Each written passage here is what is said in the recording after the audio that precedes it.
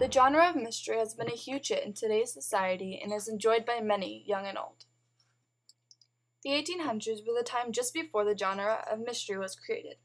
To many, it was known as the Victorian era, which implied the time that Queen Victoria reigned.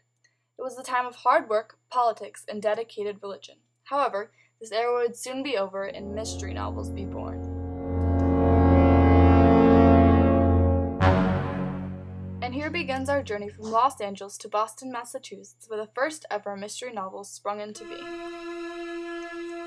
Murders in the Rue Morgue had a storyline about a crazy orangutan that murdered people, and it's no surprise that Edgar Allan Poe was the author. Edgar Allan Poe's Murders in the Rue Morgue was the very first known mystery. It, like many others, greatly shaped the mystery genre. Poe's stories are said to be inspired by his horrific childhood when he watched his mom die at age 10. Poe himself drank his life away and was fired from almost every job he so shortly kept for his bad attitude, snappy remarks, and hot temper. From Boston, we go to Edinburgh, where the famous Sherlock Holmes mysteries have been written. The Sherlock Holmes series was very popular and attracted many new readers to the mystery genre. Sherlock Holmes is a detective who has a keen brain and quick sense.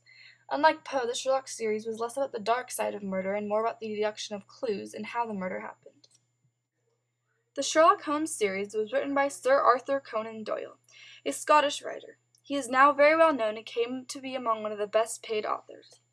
Doyle sank into depression after the death of his wife, his brother, brother-in-law, and 2 nephews shortly after. Some say these tragedies inspired many of his works.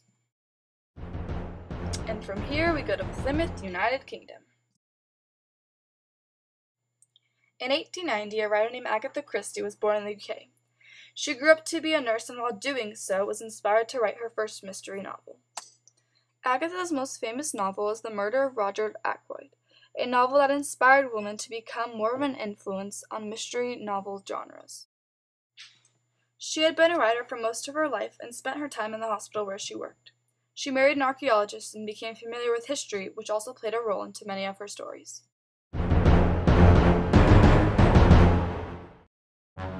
This now takes us to Ontario in 1927.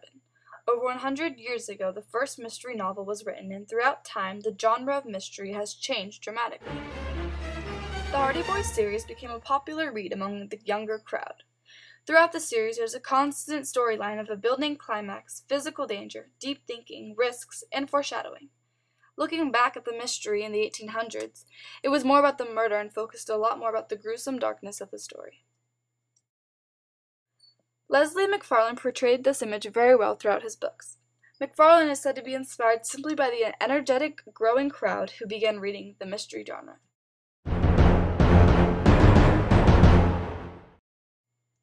The Girl with the Dragon Tattoo, written by Stieg Larsson, was a big hit. It brings back a little more of the dark side to mystery novels and is definitely a novel that gets your brain working overtime.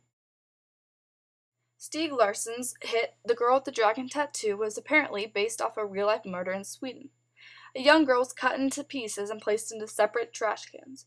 It was a true story, but a very twisted one. Larsson saw it as a perfect opportunity to base a book off of it.